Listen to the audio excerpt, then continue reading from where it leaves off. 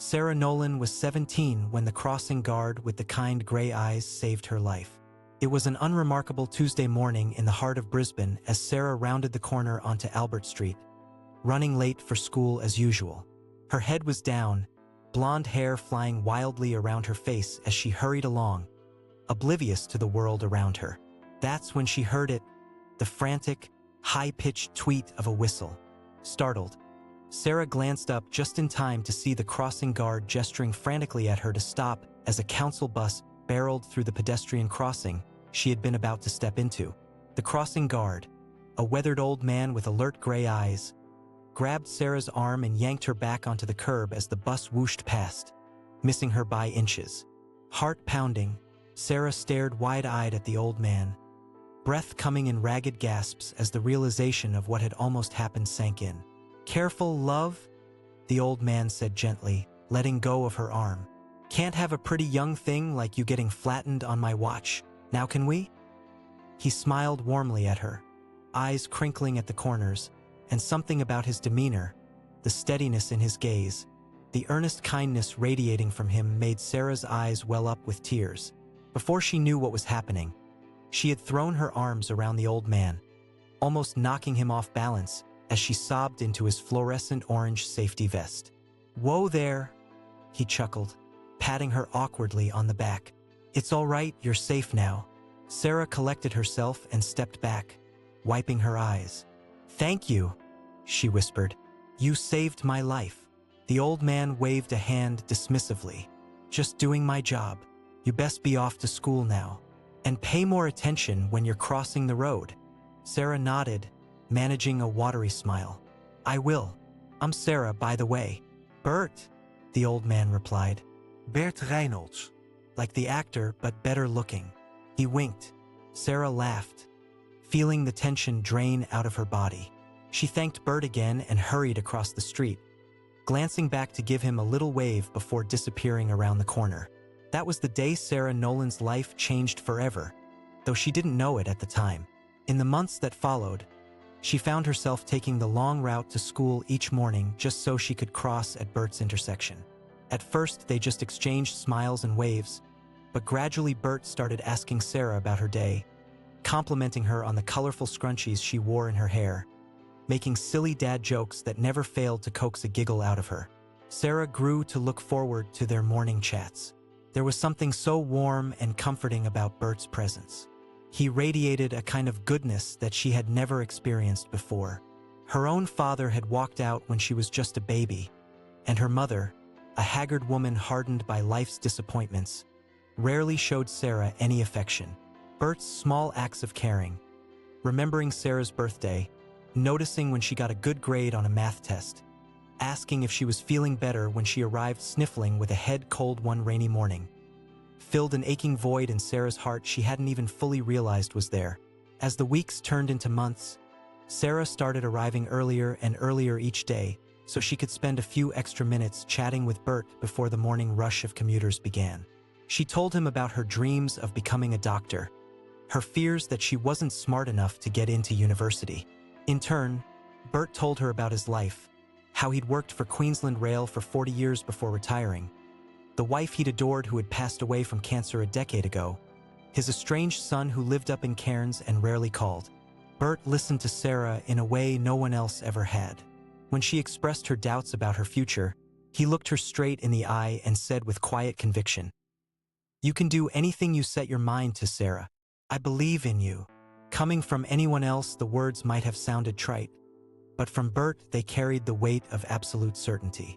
Under Bert's encouragement, Sarah began to blossom. She studied harder, made honor roll for the first time, started volunteering at a local medical clinic on weekends. Bert praised every accomplishment like a proud grandfather. "I always knew you had it in you," he'd say, beaming. The more time Sarah spent with Bert, the more she came to see him as the father figure she'd never had.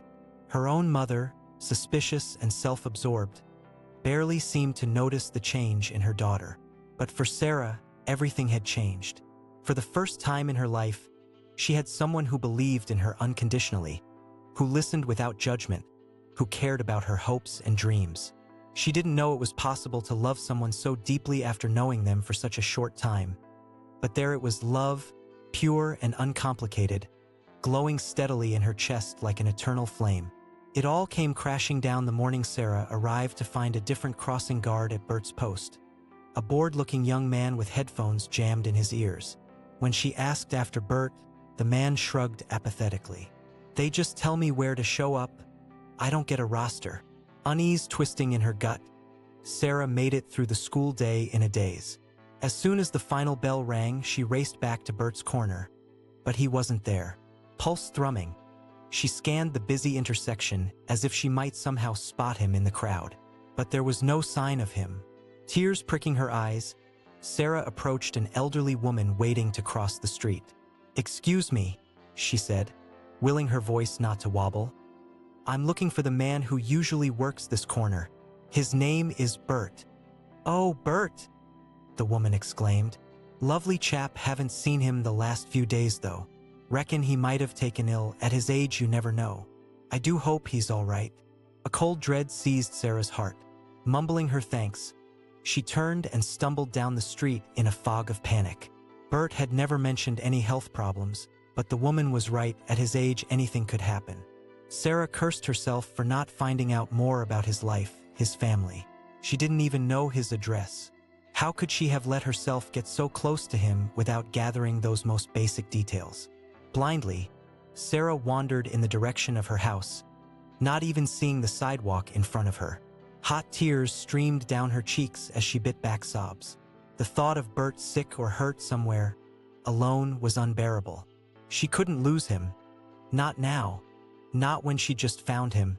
A gentle hand on her elbow made Sarah startle. She spun around to see a woman watching her with concerned eyes. "Are you all right, honey?" Something about the woman's kind face, so much like Bert's, made Sarah crumple. The whole story came pouring out: her friendship with Bert, how much he meant to her, her worry over his sudden disappearance. By the end, she was crying so hard she could barely get the words out. The woman rubbed soothing circles on Sarah's back as she struggled to compose herself. "I can tell Bert means a great deal to you," she said softly. "I think I might be able to help."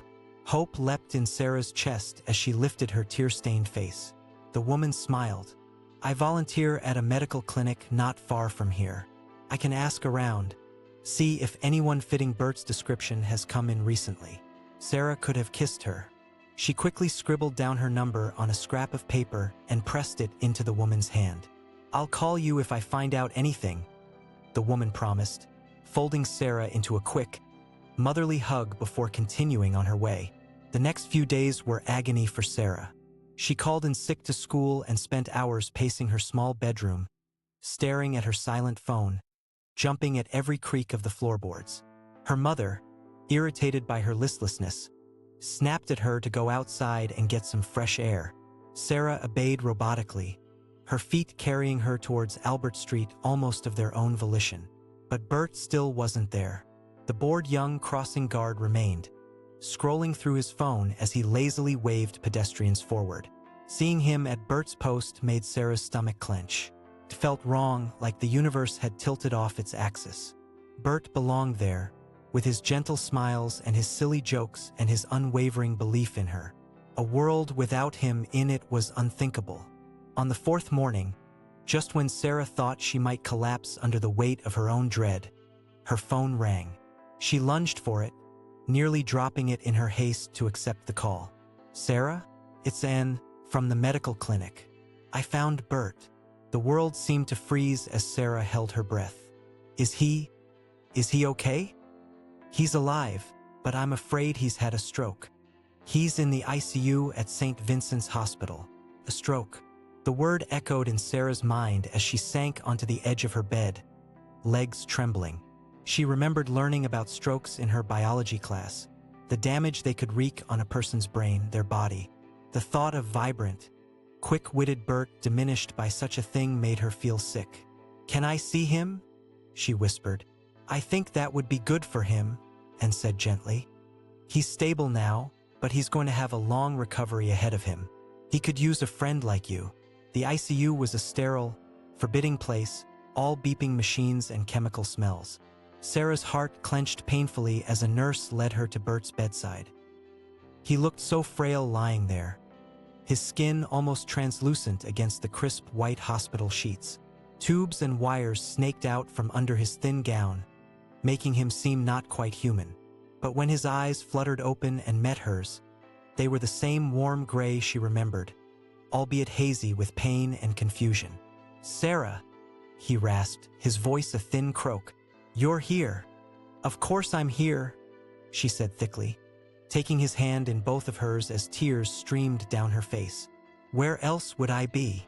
Bert gave her a weak smile, but it faded quickly. "I'm sorry," he murmured. "I never wanted you to see me like this. I hoped." He trailed off, exhausted by the effort of speaking. "Shoo, it's okay," Sarah soothed, giving his hand a gentle squeeze. "You're going to be all right. I'll make sure of it." And she did. Over the weeks and months that followed, Sarah was a constant presence at Bert's bedside as he slowly clawed his way back to health. It was a painstaking process, full of frustrations and setbacks. The stroke had left Bert's body weakened, his speech slurred. He had to relearn how to walk, to feed himself, to perform the most basic functions of daily life. But through it all, Sarah never wavered. She cajoled and encouraged him through endless physical therapy sessions, fetched him cups of water and fluffed his pillows, read to him from his favorite Louis L'Amour novels when the pain kept him awake at night. Bert marveled at her dedication, worried she was sacrificing too much for a sick old man. But Sarah just smiled and shook her head. "You're not a sick old man," she said. "You're Bert, your family." And he was more than Sarah had ever dreamed possible. Gradually, bit by bit, Bert grew stronger. The day he took his first unsteady steps on his own, Sarah cheered so loudly an orderly came rushing in to see what the commotion was. When he was finally discharged after 3 long months, Sarah was there to take him home, and Bert's small flat became her second home. She cooked him healthy meals, helped him keep track of his medications, coaxed him out for short walks in the nearby park to build up his stamina. Bert was not the same, would never again be the Bert she had known before. His speech was slower, his movements uncertain, his once razor-sharp mind dulled by the brain damage the stroke had wrought. But he was still Bert, kind, funny, infinitely loving, and that was more than enough for Sarah. As the 1-year anniversary of Bert's stroke approached, Sarah came to a decision. She would defer her university entrance for a year, take a job and stay in Brisbane a while longer. Bert still needed her, and truthfully, she still needed Bert too. Her mother raged at her, accused her of throwing her life away for a meaningless old man.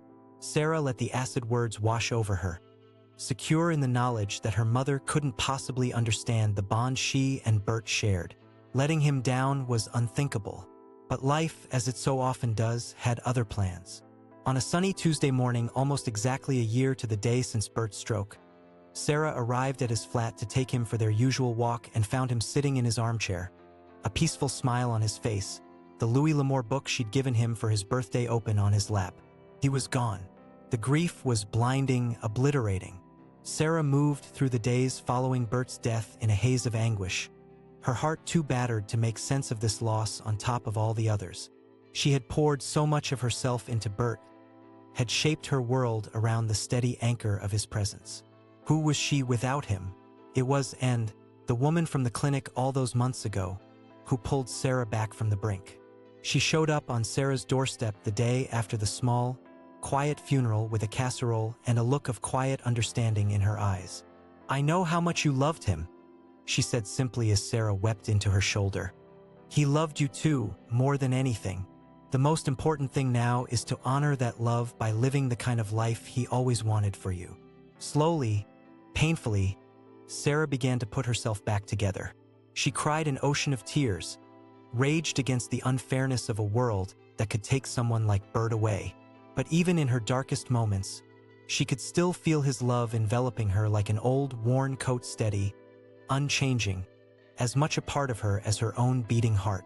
And so, when the time came, she packed her bags and boarded the train to Melbourne, ready to chase her dreams of becoming a doctor at last. As the city lights faded into the distance, she pressed her forehead against the cool glass of the window and thought of Bert, of the way he always used to smile at her when she crossed the street each morning. "I did it, Bert," she whispered. "I made it. Thank you for showing me the way." In her mind's eye, she could see him so clearly, standing on that familiar corner, his gray eyes twinkling with pride and love. The crossing guard's daughter, all grown up and ready to take on the world. And somewhere, somehow, Sarah knew Bert was smiling.